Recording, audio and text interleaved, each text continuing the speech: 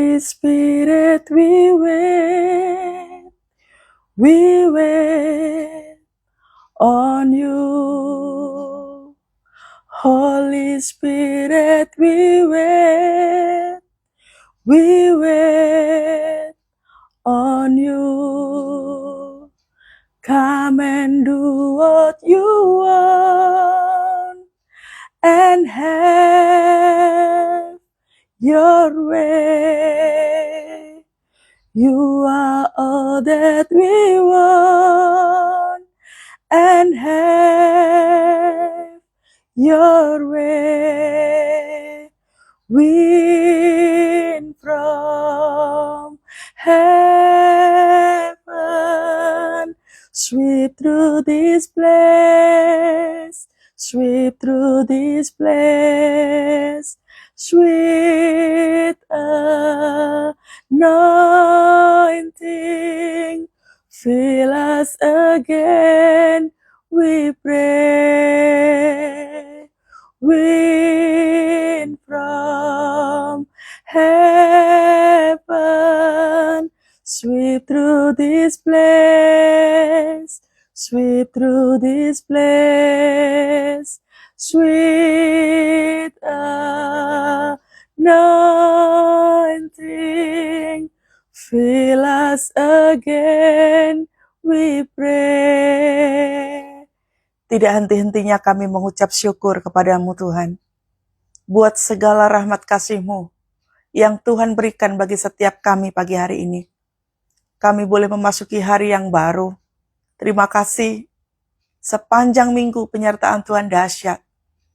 Dan biarlah sepanjang minggu ini Tuhan, pengurapan Tuhan, kasih Tuhan terus menyertai setiap kami. Mari Allah Roh Kudus, kami mau hadir di dalam bait-Mu. Kami mau duduk tenang di dalam Engkau Tuhan, mendengarkan Tuhan berbicara mengajar setiap kami. Buat kami paham dan kami mengerti isi hati Tuhan.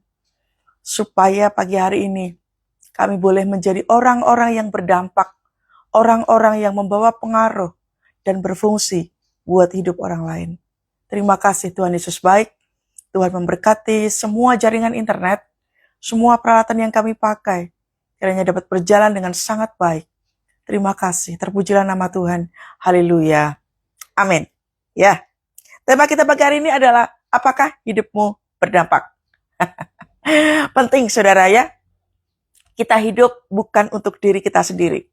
Tetapi kita hidup harus berdampak buat orang lain. Matius 5 ayat yang ke-13. Kita sudah sering mendengar kitab ini ya. Menjadi garam dan terang. Garam dunia dan terang dunia. Ayo baca sama-sama. Kamu adalah garam dunia. Jika garam itu menjadi tawar, dengan apakah ia diasinkan? Tidak ada lagi gunanya selain dibuang dan diinjak orang. Kamu adalah terang dunia. Kota yang terletak di atas gunung tidak mungkin tersembunyi. Lagi pula, orang tidak menyalakan pelita lalu meletakkannya di bawah gantang, melainkan di atas kaki dian sehingga menerangi semua orang di dalam rumah itu. Demikianlah hendaknya terangmu bercahaya di depan orang, supaya mereka melihat perbuatanmu yang baik dan memuliakan Bapamu yang di sorga. Katakan amin, saudara. Wow, keren. Kamu adalah kamu adalah garam dunia.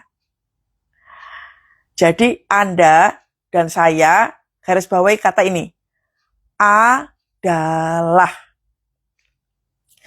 Di sini tidak ada kalimatnya jadilah. Tapi adalah. Beda loh pengertiannya. Adalah. Berarti kita itu diciptakan Tuhan. Dari awal pertama kita diciptakan Tuhan itu adalah serupa dan seturut terhadap rupa Tuhan. Gitu? Karakter kita, cara kita berperilaku, perkataan kita, dan lain sebagainya itu adalah menggambarkan muka dan rupa Tuhan. Makanya di kitab Matius ini dikatakan adalah. Jadi Anda dan saya bukan disuruh untuk jadi garam dan terang, tetapi waktu kita diciptakan oleh Tuhan, ya sudah menjadi garam dan terang. Nah, Apakah yang menyebabkan kita tidak menjadi garam dan terang? Nanti kita akan bahas ya. Garam, kamu adalah garam dunia. Garam itu untuk apa toh? Makanan tanpa garam tidak ada rasa, tidak ada yang enak, betul? Ya, garam itu tuh kalau nggak ada di dalam makanan, ya tidak enak. Kita akan membahas dulu secara internal. Garam itu membuat makanan menjadi ada rasa, jadi enak. Kehadiran kita di dalam keluarga, di pekerjaan, dimanapun kita berada sekarang ini, apakah kita membawa rasa buat orang lain? Nah, rasa itu seperti apa? Orang begini saudara ya, tahu ya energi negatif sama energi positif. Ya, kalau kita ini nih, mau tekanannya begitu besarkah, persoalannya begitu besarkah, engkau baru saja disakitin orang mungkin, engkau sedang sakit mungkin secara fisik, atau keadaanmu seperti apakah, selama energi di dalam dirimu itu positif, maka apapun yang terjadi pada dirimu sendiri ini, tetap akan mengeluarkan energi positif. Tadi malam saudara, waktu saya ini kan sebenarnya kurang sehat ya. Jadi kemarin itu waktu habis ibadah minggu, saya demam tinggi. Mungkin kecapean ya, terlalu lelah. Hari Sabtu itu memang kami ada pelayanan Healing Movement Camp. Jadi kita itu melakukan pelayanan pelepasan dari jam 6 pagi sampai jam 9 malam itu saya baru selesai. Dan itu banyak sekali jemaat yang mesti dilepaskan, pelayanan pelepasan. Nah, di hari-hari itu memang banyak sekali aktivitas. Saya pulang malam, apa segala macamnya. Gitu ya. Sekalipun sepanjang minggu itu kegiatannya banyak, mungkin kurang sehat, mungkin sudah lelah, mungkin seperti apapun, tetap ketemu sama konseli, nggak ada yang berubah. Energinya tetap positif. Bukan soal senyum dibuat-buat, atau sukacita dibuat-buat. Enggak. Nggak ada drama dalam kehidupan. Nggak ada yang direka-reka. Kalimatnya adalah, kamu adalah garam. Waktu ketemu sama orang, nggak ada yang kayak begini, muram muka. Nggak ada yang begitu. Mau keadaannya seperti apapun, ketemu sama orang, sudah minta pengurapan kepada Tuhan. Tuhan, engkau tahu hambamu ini lelah dan agak sakit. Hari ini harus ketemu sama jiwa-jiwa. Apakah yang harus kami lakukan, hambamu lakukan ya Tuhan? Bila pengurapan Tuhan itu turun. Jadi tidak ada istilah sensitif, ketrigger, kesenggol dikit, langsung berteriak. No. Energi yang dilepaskan tetap positif. Itu garam. Membawa rasa buat orang lain. Waktu orang lain merasakan kehangatan atas kehadiran kita, waktu mereka merasakan kebaikan kita, mungkin saya nggak melakukan apa-apa. Saya hanya mendengarkan keluh kesahnya, mereka nangis, mereka cuma bisa bercerita gitu. Saya nggak ngomong apa-apa. Saya hanya mendengarkan sambil mencatat. Tapi mereka tetap menaruh rasa percaya, merasakan satu kehangatan, itu energi positif. Bahasa yang lebih enaknya adalah garam dunia. Membawa rasa. Kan ada tuh, saudara, yang orang tuh kalau lihat seseorang gitu kan, malas banget liatin orang ini. Kita melabel seseorang, karena apa? Malas. Kenapa ngelihat orang ini suka malas? Orang itu sukanya gosip, orang itu sukanya marah-marah, orang itu suka sensitif kalau ngomong. Kalau ngomong, suka nyelekit omongannya. Nah, energi yang dikeluarkannya itu tuh jelek. Firman Tuhan di kitab hari ini, di Matius 5 ini, diminta sama Tuhan, diingatkan kembali sama Tuhan. kita diciptakan dari awal yang serupa dan seturut dengan gambarnya Tuhan itu, kita sudah ditakdirkan, diciptakan jadi garam dan terang. Wong ini kalimatnya itu adalah, kamu adalah, bukan jadilah garam, jadilah terang. Enggak. Diingatkan kembali. Kehadiran kita ini berfungsi, berdampak, atau berpengaruhkah kepada orang lain? Buat orang lain. Nah, jadi itu yang diminta oleh Tuhan.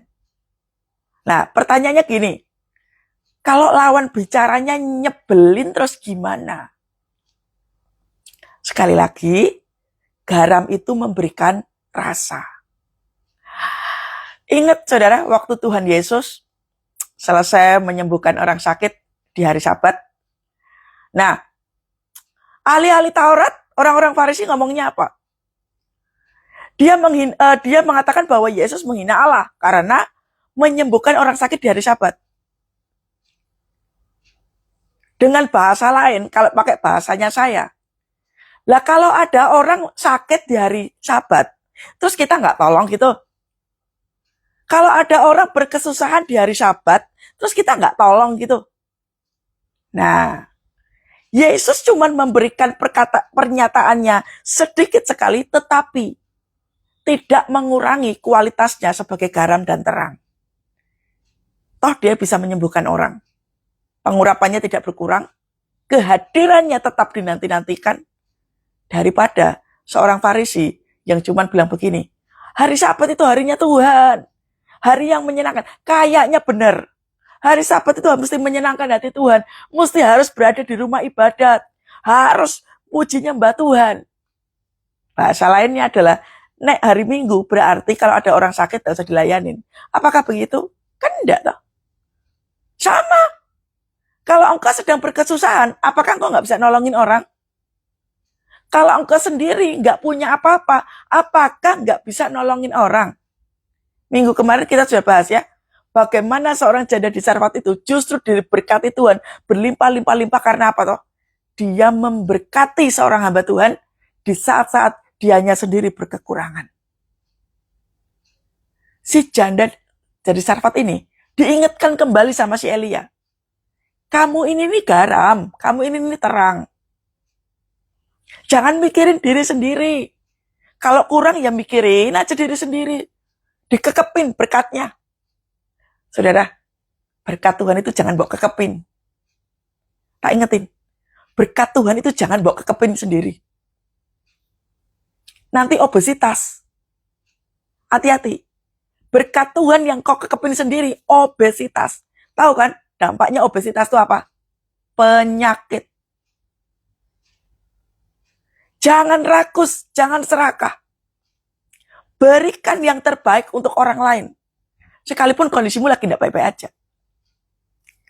Jika garam itu menjadi tawar, dengan apakah ia diasinkan? Loh, kita ini adalah garam. Udah dikasih tahu sama Tuhan. Disuruh doa nih, misalkan contoh. Ayo, misalkan contohnya siapa ini ya? Bu Indra, doa. Gitu ya. Ayo, Bu Indra doa makan. Gitu. Oh, enggak. Ini contoh aja ya, ini contoh.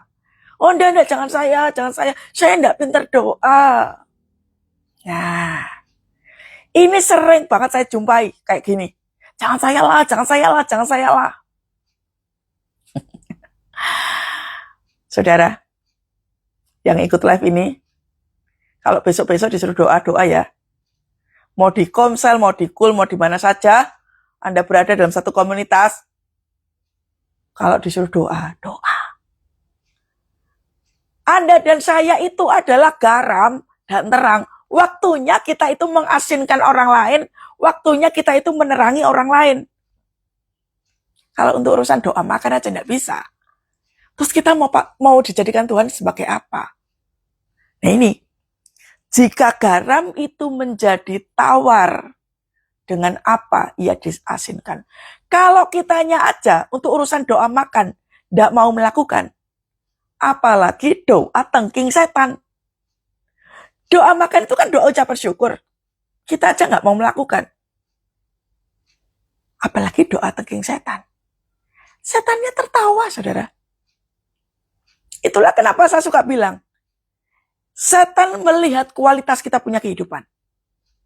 Kita bisa doa atau enggak, kita ngerti firman Tuhan atau tidak. Bu Indra ngaku. Nah, benar. Di KUL, di Komsel, di CG, di KOR, di komunitas-komunitas Kristen. Makanya saya bilang, ikut. Itu melatih diri kita untuk berani. Saya punya anakku, suami istri, dulu waktu pertama-pertama datang juga gitu. Malunya setengah mati. Disuruh ngomong, enggak mau. Disuruh ngomong, enggak mau. Saya bilang, kalau kita lagi di KUL, lagi di Komsel, lagi di apa, waktunya berlatih ngomong. Waktunya berlatih gak ndredeg, gak kewelen tangane. Ya, berani ngomong, berani bersaksi. Kalimatnya gini, jika garam itu menjadi tawar, kalau kitanya sendiri jadi tawar, terus harus diapain? Nunggu dijewer dulu? Atau seperti apa? Iya enggak, saudara? Jadi, mesti berani. Hingga suatu kali, saudara, saya itu kan kalau di KUL, ya, saya punya komunitas Kristen, semua anggota belajar untuk bersaksi. 1, belajar untuk doa syafaat. 2, yang ketiga, belajar sharing firman. Yang keempat, belajar doa keliling. Yang kelima, belajar mendoakan orang waktu pelayanan misi. Saya mengajarkan orang selalu seperti ini. Harus berani. Nggak usah jadi orang yang wah jago banget. Enggak. Tuhan enggak minta kita jadi orang yang jago khotbah, jago doa. Enggak. Pengurapan Tuhan itu karena apa toh? Karena hubungan dengan Tuhan. Kalimatnya pendek saja selama itu penuh dengan pengurapan. Dahsyat. Hari Sabtu kemarin, saudara, waktu pelayanan pelepasan, begitu banyak anak-anak muda. Wah, banyak sekali anak-anak muda dari Sabtu kemarin di HMC kami, di gereja kami. Waktu pelayanan pelepasan, saudara, saya itu kan bukan tipe orang yang langsung doa gitu kan ya. Saya lihat dulu wajahnya. Saya lihat, saya pandang orangnya, saya bilang, coba lihat saya gitu. Baru ngeliat, udah nangis doa. Baru ngeliat, belum apa-apa. Bukan Ketinya yang dilihat. Tapi karena pengurapan Tuhan turun. Mungkin saya nggak doa apa-apa. Pelayanan pelepasan itu saya itu jarang berdoa. Kecuali kalau orang itu tuh terikat roh jahat atau apa kayak gitu ya. Itu lain cerita. Spiritnya dicabut gitu ya. Spiritnya dicabut. Tetapi kalau itu sifatnya sakit mental, biasanya tuh saya memberikan arahan dari Roh Kudus untuk ngomong sesuatu. Itu waktunya jadi garam. Jadi rasa, pembawa rasa. Kamu luar biasa di dalam Tuhan. Kamu jangan minder. Kamu dahsyat di mata Tuhan. Wah, udah berteriaknya. Wah. Sampai mual perutnya. Karena apa? Dibully oleh pikirannya sendiri. Merasa dirinya gendut, merasa dirinya jelek, merasa dirinya tidak bisa apa-apa, merasa dirinya ini pikiran. Minder. Minder itu spirit jahat, saudara. Yang dilepaskan iblis untuk apa toh? Supaya kita tidak berfungsi. Kita terus-menerus merasa rendah diri. Rendah hati sama rendah diri beda loh ya. Rendah diri itu tuh waktu kita tuh nggak melihat sosok baik di dalam hidup kita. Yang kita tahu tuh kita bodoh, merasa ya aku nggak berguna, aku nggak bisa apa-apa, aku nggak pinter. Rendah diri. Begitu dibisikin telinganya, Tuhan bangga sama kamu. Kamu dahsyat banget. Wah, udah Roh Kudus kasih tahu sama saya, dia dibully oleh bapaknya, dibully oleh ibunya, sebagai anak yang bodoh, sebagai anak yang gak berguna. Bahkan ada pernikahannya dikutuk sama orang tuanya, kamu gak bahagia. Nah itu. Kata-kata kutuk yang dilepaskan itu membuat orang jadi rendah diri. Tidak percaya Tuhan. Makanya waktu kita ini, waktu jadi garam, kita ngomong sepatah dua patah kata saja. Itu membuat orang jadi sadar bahwa, apa iya aku seperti yang dikatakan? Apa iya aku ini berharga di mata Tuhan? Ada satu anak jujur sama saya. Bu, saya seorang lesbian. Wah, waktu dia berani ngaku di depan saya katakan begini, kamu berani ngaku saja, itu sudah dahsyat. Anak itu nangis, saudara. Dia pegang tangan saya itu gemeteran. Wah. Apa yang bisa saya katakan? Jadi garam. Kitanya, makanya hidup kita ini mesti jadi garam day by day. Itulah kenapa saya itu mengajarkan kepada anak kul saya, baik di rumah maupun di luar harus sama. Kalau jadi garam di rumah, ya harus jadi garam di luar. Kalau jadi terang di rumah, harus jadi terang juga di luar. Supaya waktu kita itu ketemu sama orang. Tadi itu loh ya, bahasa orang dunia yang suka ngomong energi positif akan keluar dengan sendirinya meskipun tekanannya besar. Nah, lalu kemudian saya katakan begini, lesbian itu karena kamu ditipu sama iblis. Kamu kehilangan kasih Bapa. Wah, dia pegang tangan saya erat sekali. Dia berurai air mata. Saya melihat di wajahnya ada tekanan yang begitu besar. Jangan dikira, saudara. Makanya kalau ada orang yang kelainan seksual begini, jangan dimusuhi. Orang-orang seperti ini juga, waktu dia berada di kamar sendirian, dianya juga tertekan. Dianya juga merasa bahwa kenapa dilahirkan secara tidak sempurna. Itu kan tipuan iblis. Gak ada orang diciptakan tidak sempurna, itu gak ada, saudara. Orang-orang yang jatuh dalam dosa LGBTQ itu adalah karena ditipu sama iblis. Gambar dirinya rusak. Ada orphan spirit. Hati Bapa dilukai oleh ayahnya. Mungkin ada pelecehan seksual di situ. Membuat yang tadinya itu adalah dikuasai oleh roh yatim, membuat harga dirinya itu anjlok. Gambar dirinya rusak. Sehingga buat mereka LGBT itu adalah takdir. No, ditipu. LGBTQ itu adalah tipuan iblis. Engkau ditipu sama setan. Kita jadi garam. Kalau perilaku kita sehari-hari jadi garam, ketemu sama orang seperti ini, perkataan kita mungkin cuma 1-2 kata saja bisa membangkitkan semangat orang.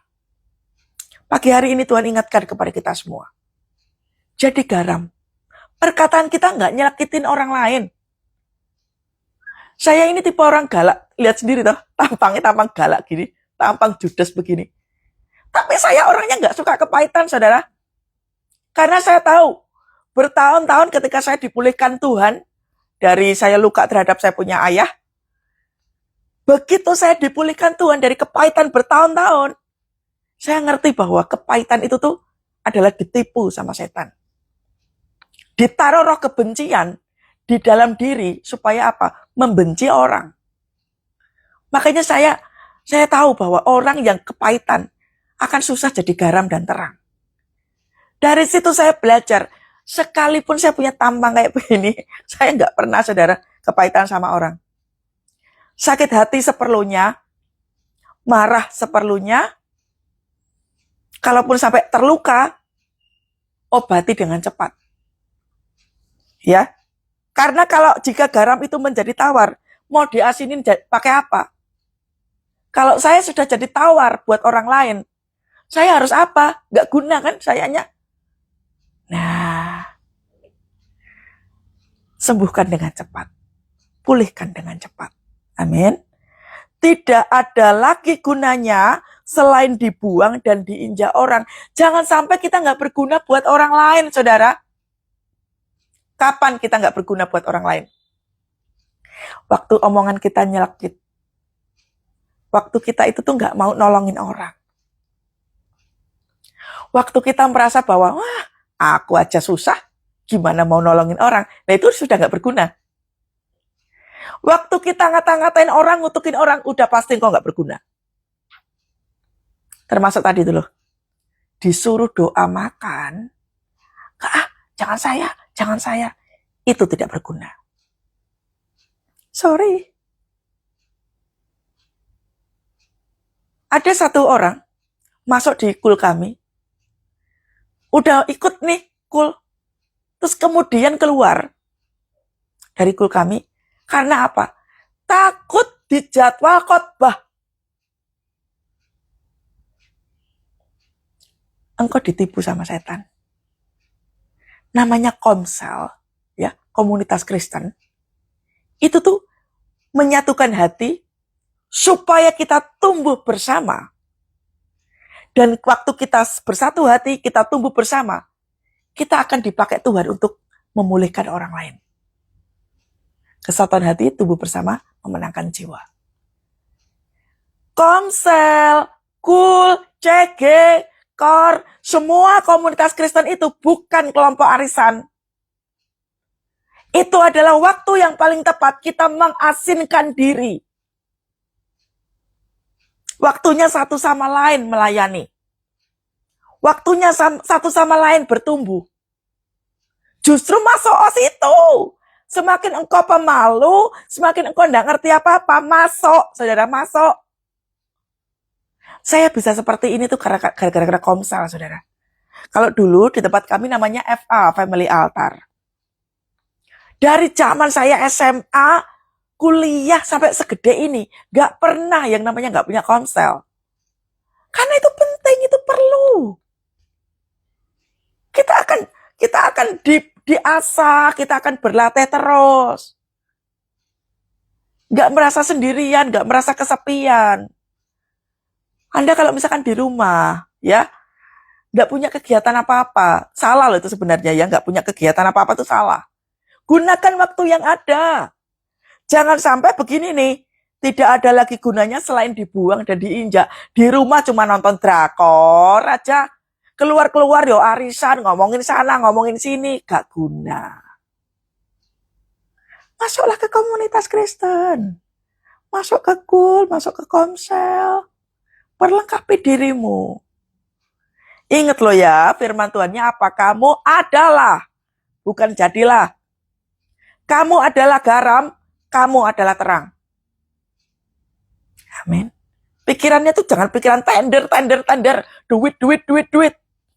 Stres, percayalah. Sepanjang pemikiranmu. Minggu kemarin kan kita ngebahas tentang janda di Sarfat kan. Waktu si janda di Sarfat itu mikirin diri sendiri, stres gak dia? Tepungnya cuma segini, minyaknya cuma segini. Hanya cukup buat saya dan anak-anak. Setelah itu kami sekeluarga akan mati. Nah, negatif thinking kan. Karena apa? Hidupnya gak berdampak. Gak mau keluar untuk bisa membawa pengaruh. Tapi coba waktu dia mendengarkan Elia. Dia melakukan persis seperti apa yang dikatakan Elia. Dia membuat roti bundar, diberikannya kepada Elia. Dia memberanikan diri. Yang tadinya kalimatnya itu kan adalah apa? Aku akan mati habis ini. Aku akan mati, kami akan mati. Diubah sama dia dengan penuh keberanian. Dia olah itu makanan. Mungkin dengan bercucuran air mata. Mungkin kau sudah lelah dengan kondisi perekonomianmu, keadaan keluargamu, engkau banyak masalah, banyak tekanan. Tapi engkau peduli terhadap orang lain. Engkau mendoakan orang lain. Engkau mendoakan jiwa-jiwa. Engkau memberikan makan kepada orang miskin. Itu garam. Gak cuma sekedar memberi barang. Perkataan kita, cara kita hidup, bisa jadi contoh atau tidak. dalam hidup kita ini. Hidup orang lain, hidup keluarga kita. Makanya saya bilang toh saudara, di rumah maupun di luar, mesti sama. Jadi garam, jadi terang, di luar juga sama. Jadi garam, jadi terang. Jangan drama. Jangan pakai topeng. Mesti sama. Saya di keluarga saya juga begitu, saudara. Saya tetap seorang Kathy, hamba Tuhan. Tetap sama. Di dalam keluarga saya kalau ada doa bersama, ya saya bilang ayo kita doa bersama-sama. Ya karena kami memang agak berbeda gitu ya dari segi agama. Saya sebisa mungkin bisa one on one terhadap kakak-kakak saya, terhadap saya punya mami. Ngomongin tentang firman. Ajakin doa, saya pegangin tangannya. Mami ayo kita doa. Ngajarkan kepada orang lain tetap. Di dalam keluarga tetap jadi garam. Kamu adalah terang dunia. Kalau garam tadi itu ya, kita berfungsi untuk apa? Memberi rasa terhadap orang. Orang lihat kita jadi enak. Nah sekarang terang. Lawan kata terang apa? Gelap. Jangan sampai kehadiran kita membuat orang berdosa. Dosa itu membuat gelap kan? Jangan sampai kehadiran kita membuat orang lain berdosa. Sarah, waktu dinyatakan mandul, Abraham sudah dikasih tahu sama Tuhan. Keturunanmu akan sebanyak, berapa saudara? Bintang-bintang itu loh, di langit. Tuhan mengajarkan kepada Abraham untuk melakukan doa profetik, pandanglah itu bintang, disitulah keturunanmu sebanyak itu. Waktu Abraham melakukan doa profetik, dia pandang itu langit, apakah terjadi mujizat langsung punya anak segitu banyaknya? Enggak. Diuji Tuhan terlebih dahulu kualitas hati. Apakah Abraham bisa menjadi terang bagi keluarganya? Rupa-rupanya Sarah justru membawa kegelapan buat Abraham. Abraham udah benar dari awal, percaya Tuhan. Tapi karena pengaruh daripada si Sarah ini, udahlah tidur aja sama gundikmu. Sama si Hagar ini. Sama si pembantunya, sama si pembantunya ini. Merendahkan level seseorang. Suami loh, bayangin aja suamimu disuruh tidur sama pembantumu. Apa enggak merendahkan level suami? Jangan sampai engkau membawa pengaruh suamimu disuruh koruptor, disuruh jadi korupsi, disuruh hidup gak jujur. Demi apa? Pengen kaya. Jangan sampai membuat istrimu jadi pendosa. Jangan sampai jadi anak-anakmu jadi pendosa. Dari Sabtu kemarin, karena di situ banyak sekali ya, hampir 90% itu anak-anak muda. Banyak sekali anak-anak muda yang kepahitan sama orang tuanya. Kalau ditanya hubungan secara personal, baik. Tetapi di dalam diri mereka tersimpan kebencian. Saya tanya, kamu kenapa sampai membenci papi mami kamu? Karena saya dikatakan bodoh, karena saya dibanding-bandingkan, karena saya gak menghasilkan uang, karena saya, nah itu hati-hati. Orang tua kalau punya anak, belum tentu loh, semeja makan, mungkin ke gereja bisa bareng, satu kursi begitu ya, berderetan bersama-sama, belum tentu hati anakmu itu sepakat terhadap engkau. Belum tentu. Luka yang dipendam sama anak-anak muda, biasanya diem. Tapi bisa dilihat dari apa? Perilaku. Bisa dilihat dari perilakunya. Waktu anak membenci orang tua, yang pertama, gak mau terbuka terhadap orang tuanya. Yang kedua, sosial medianya biasanya ditutup. Yang ketiga, gak mau jujur. Gak mau open. Apalagi yang keempat, gak mau sama sekali mengakui keberadaan orang tua sebagai orang tua mereka. Nah, itu lebih parah lagi. Itulah kenapa fungsinya sebagai terang. Kamu adalah terang dunia. Apakah keberadaan kita itu membuat orang lain jadi berdosa atau malah bertobat? Itulah pentingnya cara kita punya kehidupan. Hidup dalam keintiman sama Tuhan, itu sudah pasti hidup dalam ketaatan dan hidup dalam pengurapan. Itu tentang daily life-nya kita terhadap Tuhan. Makanya kemarin Sabtu, waktu ada HM, saya ditanyain satu persatu gitu ya. Saya ngobrol terhadap mereka, sama mereka, ngobrol heart to heart. Secara personal, mereka kelihatannya intim sama orang tuanya. Tapi di dalam hati mereka tersimpan luka. Itu kan berbahaya toh. Itulah pentingnya saudara, ada mezbah keluarga. Para ayah, para ibu, kalau melakukan mezbah keluarga, punya sikap rendah hati untuk say sorry terhadap anak. Namanya anak nakal, anak susah di ini, itu kan ya wajar kalau orang tuanya sampai marah, mungkin volumenya terlalu tinggi. Say sorry. Buat hubungan orang tua terhadap anak itu seperti seorang sahabat.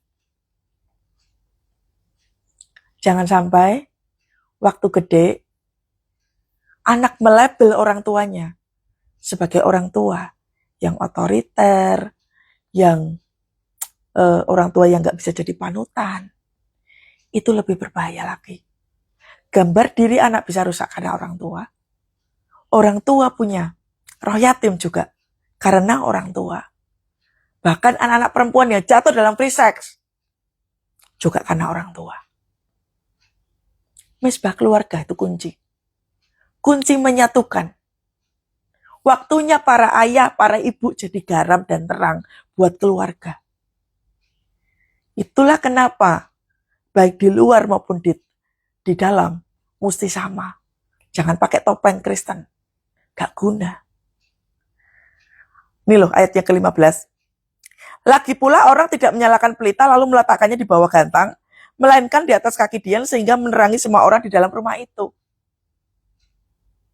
Oh, enggak Bu Kety, saya itu kalau berdoa sembunyi-sembunyi aja. Saya itu malu. Tadi malam saya habis pulang dari pijet gitu ya. Itu driver Grab-nya, saudara. Wah, keren banget asli. Keren banget. Kondisi saya itu kan kurang sehat gitu ya tadi malam. Saya ngobrol sama saya punya adik. Lagi ngobrol gitu. Tiba-tiba si drivernya itu tuh dari lagu dia tuh kan nyetel lagu apa lah kayak gitu. Saya tuh berbisik tuh di sebelah gitu. Lagu apa tadi? Lagu kok kayak gini. Mungkin dia dengar kali ya.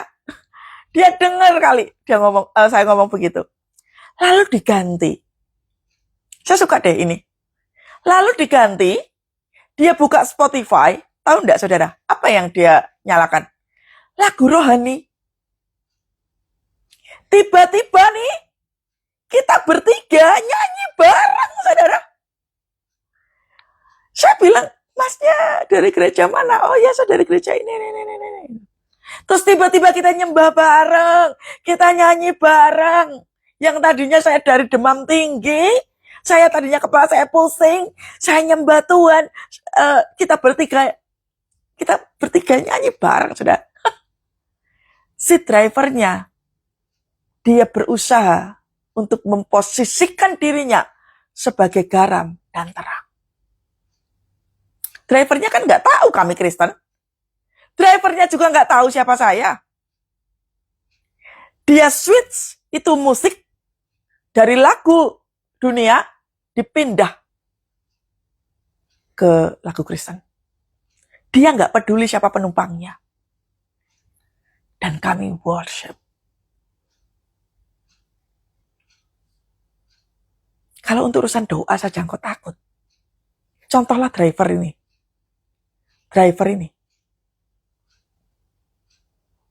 Nanti kalau dikomplain gimana? Kan banyak sekali penumpang-penumpang muslim atau non-Kristen. Bagaimana? Selama dirimu ada worship, orang akan menerima kita. Kami punya punya pembantu ya di rumah. Gak pernah dapat Kristen. Selalu muslim. Mereka melihat kami berdoa. Mereka melihat kami worship. Mereka suka bilang, enak ya di rumah adem. Mereka suka bilang, saya suka lagu ini. Yang tadinya nggak ngerti apa-apa, jadi ngerti. Di gereja kami juga gitu, saudara. Ada OB kami yang muslim. Karena keseringan, dia sambil beberes gitu ya, keseringan mendengar firman Tuhan, keseringan nyembah dan lain sebagainya. Suatu kali, saudara, waktu kami lagi acara Natal, ini OB, dia di tempat yang tersembunyi, dia menatap mimbar, dia mengangkat tangannya, nyembah. Teman saya colok gitu, Kak, lihatin. Wah, saya sampai kayak gini, saudara. Waktu kita jadi garam dan terang, orang yang tidak kenal siapa Yesus, jadi kenal siapa Yesus. Keberadaan kita itu seperti apa? Saya itu kan kemana-mana suka naik taksi online kan ya. Selalu kalimat terakhir saya, sebelum turun, saya selalu bilang, terima kasih Pak, Bu, Tuhan Yesus memberkati. Saya selalu begitu. Saya nggak peduli diterima atau enggak, tapi saya percaya bahwa saya sedang melepaskan berkat.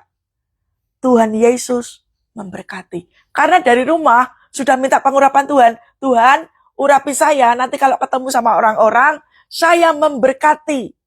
Berkatilah kedua tangan saya ini ya Tuhan, supaya waktu saya tumpang tangan, ada kuasa kesembuhan, ada kuasa kebangkitan. Saya sering sekali, saudara, naik taksi online, drivernya minta didoakan, lalu kemudian minta diinjilin, sampai mereka minta HP saya untuk apa itu namanya, untuk kita sharing tentang firman.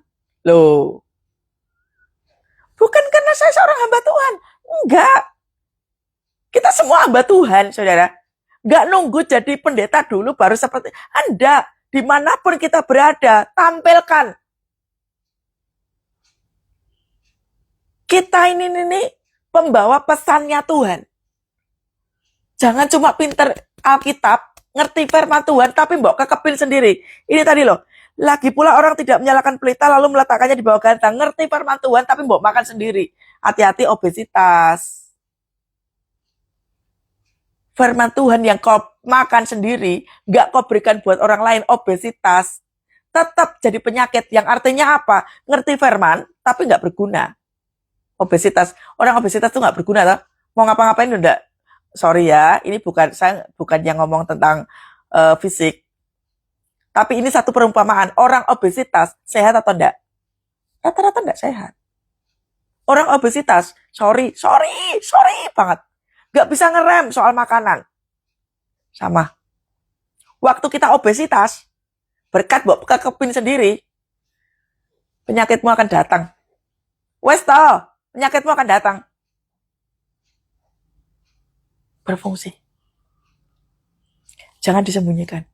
Saya kalau berdoa di tempat bersembunyi, Bu, gak usah bersembunyi. Berani. Ya. Demikianlah ayat yang terakhir.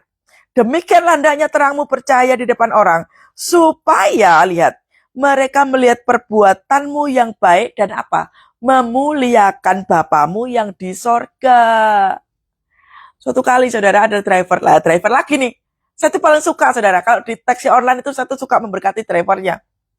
Drivernya tuh cerita, sudah 3 kali dia ganti mobil. Saya tanya, kenapa Pak kok 3 kali ganti mobil? Iya Bu, karena 3 kali itu saya tuh selalu kecelakaan. Kecelakaannya itu tuh suka selalu parah. Kok kayaknya itu tuh harus mati gitu Bu. Karena tuh selalu parah. 3 kali punya mobil penyok semua. Lalu kemudian Roh Kudus kasih tahu ke saya, roh maut sedang ada pada dia. Nah, roh maut itu kan macam-macam, saudara ya. Kenapa iblis memberikan roh maut? Mungkin dia dibikin sama orang, ya, itu jelas-jelas roh jahat. Yang kedua, mungkin dianya sendiri melakukan hal yang tidak baik. Atau yang ketiga, spirit maut ngikutin dia. Apa yang harus dilakukan? Saya ngomong sama bapaknya, Pak, bolehkah saya berdoa untuk Bapak? Oh iya Ibu, silakan. Bapaknya Muslim loh itu, saudara. Tapi saya Kristen, Pak, boleh? Oh, boleh, Bu, boleh.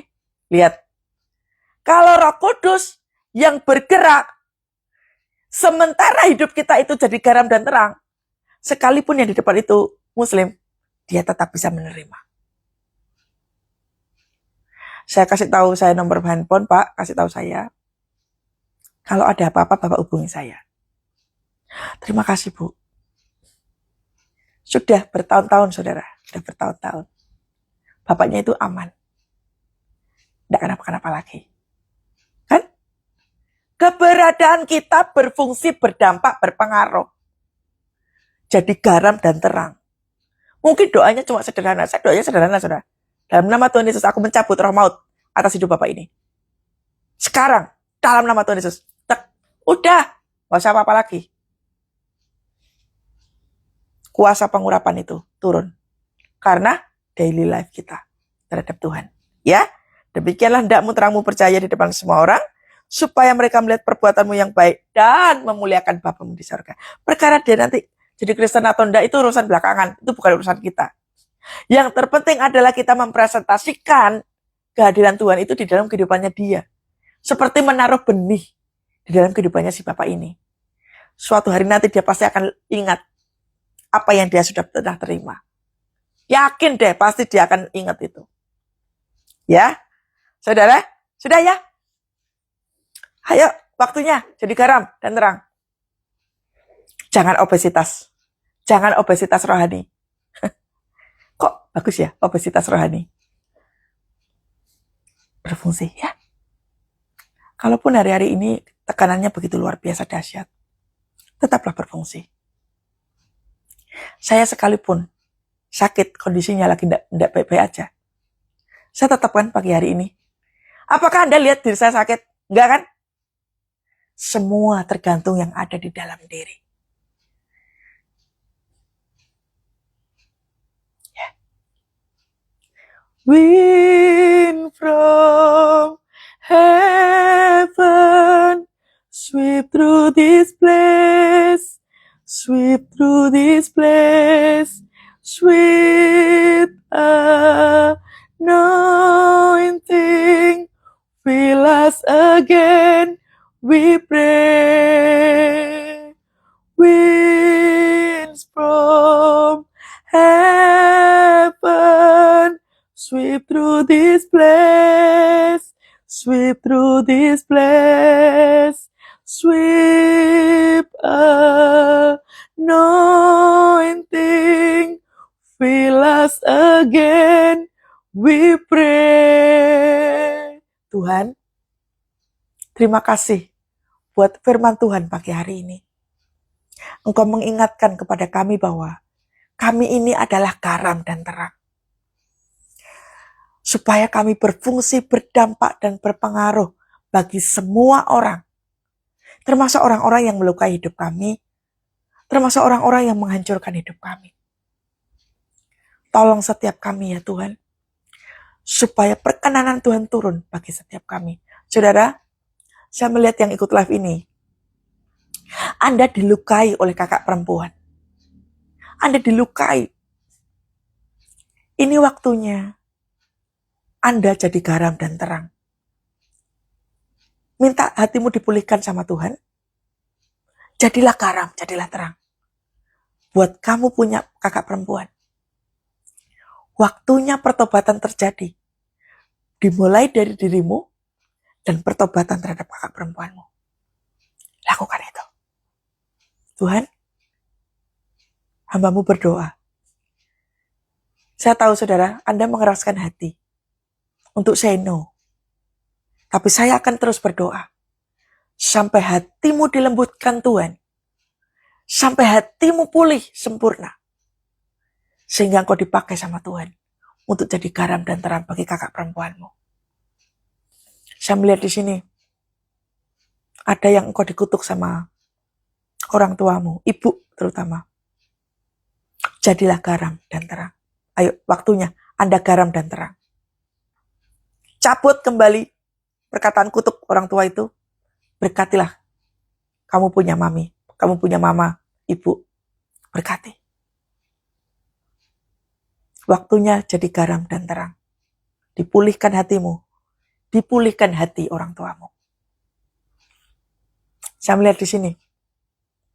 Ada anak-anakmu luka terhadap perkataanmu. Sembuhkan lukamu di hadapan Tuhan. Lalu kemudian nanti waktu mereka pulang dari sekolah, dari bekerja, peluk anaknya, say sorry, ajak makan bersama, pulihkan hati anakmu. Jadi, engkau adalah terang dan garam. Kasih anak-anak, peluk mereka, ajak makan bareng, ajak pergi keluar. Pulihkan hati yang luka, karena engkau adalah garam dan terang. Tuhan, ini setiap kami, pagi hari ini, biarlah kami mengingat firman Tuhan ini. Dan kami lakukan hari ini juga. Karena kami adalah garam dan terang. Urapi kami. Kalaupun kami nggak mampu, urapi kami. Kami nggak akan bisa melakukan apa-apa tanpa pengurapan Tuhan. Yes Tuhan, ini setiap kami. Pengurapan-Mu dahsyat memenuhi setiap kami. Terimalah pengurapan daripada Tuhan. Engkau adalah garam dan terang dunia. Pengurapan Roh Kudus turun atas kita semua.